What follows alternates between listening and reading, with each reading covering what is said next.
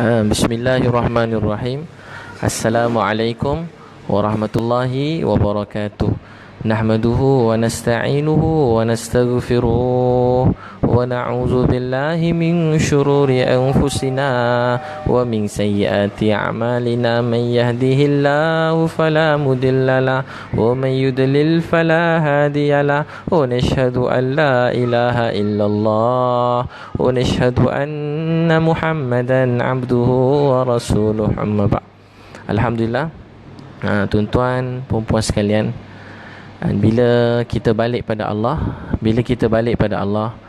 hati yang bersih. Bila kita balik pada Allah dalam keadaan hati kita bersih, bersyukur, Allah SWT akan sayang kita. Dan saya pernah ada satu orang, bila satu orang raja, dia dua beradik. Adik dia ni selalu sangat, apa jadi kat adik dia, dia jaga semayang, perintah Allah. Abang dia tak jaga semayang, tak jaga perintah Allah, tapi dia kaya, dia jadi raja. Adik dia tak ada apa-apa, tapi bersyukur. Jadi dia tanya kepada adik dia, dia tanya dekat adik dia, apa amalan kamu, kenapa kamu bersyukur? Dia kata, bang, saya nak jadi hamba yang berterima kasih pada Allah. Nak terima kasih apa, dik? Engkau rumah pun biasa, semua tak ada. Dia kata, saya bahagia dengan hidup saya. Abang dia kata, bahagia apanya? Tengok orang seorang miskin, seorang kaya. Tapi kalau tanpa kenal Allah, yang kaya tengok orang susah, dia pula susah hati. Susah hati. Dia kata apa? Satu hari, apa nikmat kau ada? Dia kata, bang, saya boleh buang air dengan baik. Dia kata, semua orang boleh buang air dengan baik. Sekali apa jadi dekat dia, dia balik istana, takdir Allah, dia tak boleh buang air. Hidup dia tak boleh buang air. Dia tak boleh buang air, kan? Dia tak boleh buang air dan sebagainya. Jadi apa jadi? Bila dia tak boleh buang air, dia terus pergi ke, dia tak boleh buang air, dia pergi ubat sana sini, tak sembuh. Dia jumpa adik dia, so adik dia doa. Selalu manusia macam tu, mula-mula tak nak cari doa dulu, tak nak berdoa, tak nak dekat diri pada Allah, nak usir yang lain dulu. Tapi bila dia tengok je adik dia, dia suruh adik dia doa. Dia kata, boleh bang, tapi buat surat perjanjian. Adik saja nak ajak abang dia sesuatu, saya nak separuh kerajaan abang. Dia kata, boleh. Dia pun doakan, balik-balik dia boleh buang air. Tapi masalahnya, buang air tak berhenti pula. Satu hal juga, terus minit buang air, 2 minit buang air. Jadi dia pun jumpa balik adik. Dia kata, kau doa, bukan dah sihat ke bang? Dia kata, dah, tapi tak berhenti-berhenti pula. Jadi dia kata, doakan boleh, separuh kerajaan abang saya punya. Dia pun usahakan separuh kerajaan abang saya punya. Dia pun sign. Sekali dia dah boleh buang air dengan baik, dia tengok kerajaan orang lain punya. Dia kata, macam mana saya nak hidup tanpa kerajaan ni? Tak ada kuasa, tak glamour dah, duit tak banyak. Macam mana, apa tujuan hidup saya? Orang hidup untuk Allah. Bila dia kaya pun dia bahagia, dia susah pun dia bahagia. Dia dapat rezeki banyak, dia bahagia. Rezeki dia kurang, dia pun tak terjejas. Isteri dia bertambah cantik, dia bahagia. Satu masa isteri dia sakit pun dia bahagia. Sebab dia kenal Tuhan. Orang kenal Tuhan ni bahagia. Walaupun tempat panas, berpeluh, sempit, dia boleh bahagia, boleh nangis, cinta, rindu pada Allah. Ni namanya cinta. Cinta ni macam tuan-puan tahu, dia tak bersyarat. Dia tak ada syarat. Cinta ni, jadi apa jadi? Kata adik dia, abang ambillah kerajaan abang ni. Kerajaan abang ni sama nilai dengan buang air saya je. Di seluruh dunia ni dalam genggaman Allah. Namrud, kita dengar Qarun, ada harta yang besar. Namrud ada harta yang besar. Qarun ada harta yang banyak. Tapi apa jadi pada mereka? Allah cuma hantar, untuk musnahkan dia, Allah hantar seekor nyamuk je. Masuk kat kepala, nyamuk tempang. Setiap kali sakit kepala, kena ambil selipar, ketuk kat kepala. Selama ni orang sujud kat kaki dia. Hari ni bila orang jumpa dia, dia suruh ketuk kepala dia dengan selipar. Baru dia rasa lega. Dengan kepandaian dia, Allah hina dia. Dengan kepandaian dia sendiri, Allah hina dia. Sebab tak tengok kebesaran kekuasaan Allah. Saya nak terlupa nak kongsi dengan tuan-puan. Saya nak beritahu, ada seorang sahabat, Ubay bin Ka'ab, riwayat Tirmizi, Ahmad dan Hakim. Satu orang jumpa Nabi SAW. Dia kata, orang Badui, kata Ubay bin Ka'ab, orang Badui jumpa Nabi, dia kata, Ya Rasulullah SAW, saudara saya sakit. Sakit apa? Nabi tanya. Sejenis gila. Kadang-kadang datang penyakit gila dia, macam dah berubat mana-mana tak sihat. Nabi panggil, dan Rasulullah SAW telah baca Al-Quran, baca beberapa Al-Quran yang terpilih. Itu dipanggil, yang ulama kumpulkan sebagai manzil. Dia baca je, Semua hadis ni hadis yang sahih. Dia baca je, Nabi SAW baca dan dia pergi, dan dikatakan dalam Kanzul Ummal, dia terus sihat. Lelaki tadi terus sihat dan dia hilang penyakit gila dia. Sebab tu kita sebagai mak ayah kena tahu ada ayat Quran, jangan pandang rendah kadang-kadang kan. Baca ayat Quran. Baca ayat Quran ni satu cara dia, kita yang sakit sendiri baca, atau kita siapa-siapa tuan puan sakit baca. Saya daripada kecil, kalau keluarga saya sendiri sakit, anak-anak tak sihat, mula-mula saya buat, saya belajar sembahyang hajat 2 rakaat. Sebab sakit dan sihat semua daripada Allah. Allah sembuhkan, tak ada siapa boleh bagi sakit. Dia beri sakit, tak ada siapa boleh bagi sihat. Lepas tu baca manzil. Dalam baca manzil, dalam perjalanan nak hantar pergi hospital klinik, baca manzil. Lepas tu dalam perjalanan sedekah pada mak ayah mertua, sedekah pada isteri, sedekah pada keluarga sendiri, adik-beradik. Kemudian baru sambil perjalanan pergi cek tu, jadi tuan-tuan baca surah ni. Saya sebut laju kalau tuan-puan nak dengar. Kalau tak sempat nak beli, satu hal juga kan. Tapi saya ada jual RM5 ni. Tapi tak apa, kalau tuan-puan nak ni boleh ambil terus.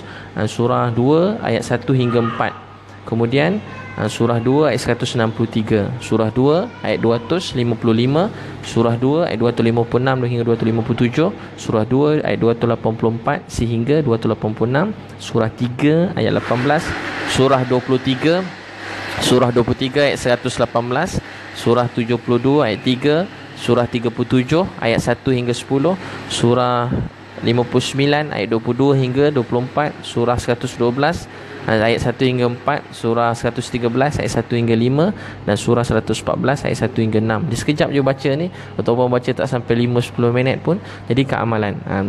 Cari letak dalam poket. Dalam poket baca, setiap letak dalam beg kita baca. Bawa so ayah baca, mak baca, keluarga baca. Itu tuan-puan sekalian, saya suka kongsi doa-doa ni sebab daripada kecil saya yakin masalah manusia ni diselesaikan dengan amal, dengan Al-Quran dan hadis Nabi sallallahu alaihi wasallam. Berusaha perintah Allah wajib. Kita jumpa doktor, hospital, kita berusaha bekerja cari rezeki. Tapi hubungan baik kita dengan Allah kita kena jaga. Sebab dia tengok kita. Tengah duduk macam ni, Allah tengok kita. Dia tahu apa dalam hati kita. Dia sayang kita lebih daripada siapa-siapa pun. Sebab tu betapa besar pun masalah ni, di sisi Allah dia kecil. Saya selalu bawa anak kadang-kadang bila saya naik kapal terbang, bukan selalulah, ada sekali-sekala tengah naik kapal terbang, tiba-tiba nengok dekat cermin. Saya kata, nak cuba tengok mana Malaysia. Tu ayat tak nampak dah ya, kecil je, makin kecil. Saya kata kat anak saya, macam tu lah, di sisi Allah SWT kita semua ni kecil. Kita rasa besar kereta kita, di sisi Allah kecil. Kita rasa besar rumah kita, di sisi Allah kecil. Di sisi kita, orang pandang kita besar, tapi di sisi Allah kita semua tak ada apa-apa. Jadi sebelum kita balik pada Allah, kita berusaha dekat diri pada Allah, jaga hubungan baik kita dengan Allah. Ni malam ni jaga sembahyang tahajud. Orang sembahyang tahajud, Allah jaga dia. Surah yang mula-mula turun, Iqra, Ya Ayyuhal Mudassir, Ya Ayyuhal Muzammil. 3 surah yang pertama turun. Yang pertama, perintah supaya kita belajar ilmu. Wujudkan rumah majlis ilmu, majlis ta'lim. Wujudkan majlis ilmu kat mana-mana. Dan kedua, wujudkan suasana ingat memperingati, sayang orang lain. Jumpa orang, suka nak beri nasihat yang baik, suka bercakap yang baik. Kalau tak boleh cakap yang baik, kita diam. Tak boleh cakap yang baik, kita diam. Bercakap untuk redha Allah. Kita bercakap bukan untuk sukakan orang, kita cakap untuk sukakan Allah. Ada orang tanya, macam mana Ustaz saya cakap supaya dapat menarik orang? Saya kata tak ada perkataan yang boleh tarik orang. Kita bercakap untuk Allah sayang kita. Nabi kata bercakap baik atau diam. Bercakap baik ni amal yang sangat mulia. Diam tu sangat mulia sisi Allah. Bercakap yang baik tu lagi Allah sayang, Allah suka. Dia bercakap yang baik. Jangan cakap untuk sukakan orang. Jangan cakap untuk supaya jadi hebat, jadi orang terkesan. Tak. Kita hidup untuk Allah. Sebab bila kita hidup untuk Allah, Allah yang beri kesan dalam hati manusia yang lain, bukan percakapan kita. Jadi kata dalam Al-Quran surah yang ketiga, bila orang bangun malam, Allah beratkan perkataannya. Bila kita nasihat anak, kita bercakap dengan suami, dia jadi lunak, jadi merdu, sehingga memberi kesan pada hati. Jadi lunak buat keluarga, jadi lunak buat mak ayah, jadi lunak buat adik-beradik kita. Bercakap yang baik, buat dakwah, nangis, malam nangis. Siang kita pujuk rayu manusia dengan kasih sayang, dakwah. Malam nangis. Tadi kutubah kat tempat saya, dia cerita, nombor 1 amalan masjid yang hilang ini dakwah. Pergi pujuk rayu orang. Yang kita kena buat ceramah grand-grand, orang tak datang kita marah. Tak. Kita pergi pujuk raya orang, orang tak datang salah saya pergi pujuk dia. Tengok orang mencuri, salah saya. Orang berzina, salah saya. Orang anak-anak kita buat salah saya. Isteri kita buat salah saya. Ni kemuliaan umat ni. Bila orang lain buat salah, kita rasa salah kita. Rasulullah SAW walaupun satu dunia buat macam-macam, dia kata salah dia. Umat ni jadi mulia bila dia belajar cakap saya salah, saya silap. Ya Allah, saya adukan saya lemah, saya tak pandai buat dakwah. Bila kita mengadu macam ni, Allah sayang kita, Allah cinta kita, Allah kasih kita. Jadi mula bangun malam, suami isteri yang bangun tahajud sama-sama, Allah rahmati keluarga tu. Dalam hadis yang lain, suami atau isteri ambil air sapu kat pasangan, Allah rahmati keluarga tu. Kita boleh sama-sama jalan, sama-sama makan, sama-sama berbual, sama-sama bergurau, sama-sama berdating, sama-sama bekerja, sama-sama jaga anak. Kita sama-sama kemas rumah, kita sama-sama berbual kasih sayang. Kita sama-sama juga bangun malam nangis depan Allah. Kita sama-sama bangun malam nangis depan Allah. Nangis depan Allah. Ya Allah, saya tak boleh kawal hati siapa-siapa dalam dunia. Hati isteri saya, suami saya dalam genggaman Kau.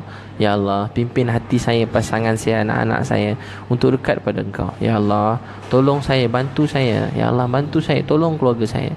Ampun dosa anak saya. Ya Allah, saya sayang dia, beri hidayat pada dia. Jadikan dia da'i, buat dakwah. Tengok orang tadi, ya Allah, saya dalam perjalanan nanti saya jumpa satu orang, dia tak kenal Kau sebagai Tuhan, beri hidayat pada dia.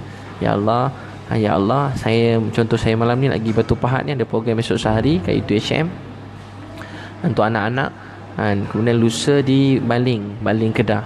Dalam perjalanan doa, ya Allah, tengok jumpa dalam jalan kat RNR, tengok keluarga, tengok orang tertutup aurat. Ya Allah, dia baik, dia tak tahu, beri hidayat kat dia.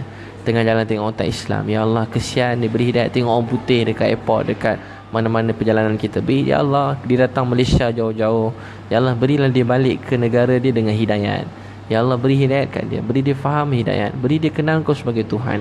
Tengah berjalan tengok laki suami isteri bergaduh, tanda tangan, ya Allah, beri kasih sayang di kalangan suami isteri tu. Tengok orang bersedih, orang jumpa saya cakap tak ada anak, saya pun tak ada nasihat apa-apa, cuma saya doa, ya Allah, berilah mereka anak. Ya Allah, mudahkan urusan mereka, bahagiakan mereka, satukan hati suami isteri ni. Tengok orang ada masalah keluarga, jangan kita benci dia, jangan marah dia. Ada cerita masalah keluarga, jangan kita salahkan dia. Salah saya yang tak dakwah dia, saya tak pujuk dia. Doa, ya Allah, beri hidayat pada dia.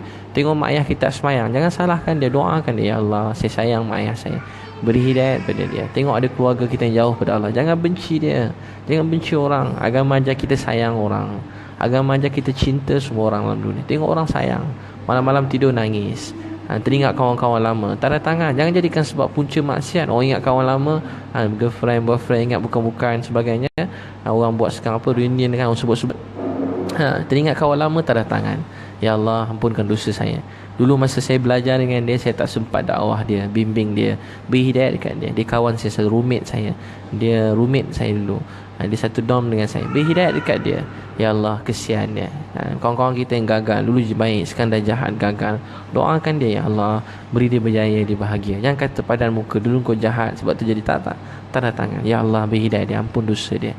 Tengok orang doa, sebab doa ni sangat berkuasa.